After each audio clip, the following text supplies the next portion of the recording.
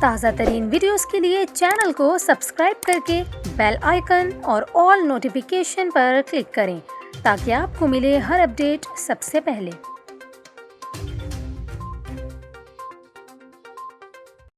اور یہاں پر آپ کو تشویشناک خبر دیں، کاچھو اور کیرتھر کے علاقوں میں جلدی مرض لیشمینیا وبائی شکل اختیار کر گیا۔ D H O doctor Abdul Hamid Sheikh کے مطابق 1500 سے زائد شہری جلدی مرض لیشمینیا میں مبتلا ہو چکے ہیں۔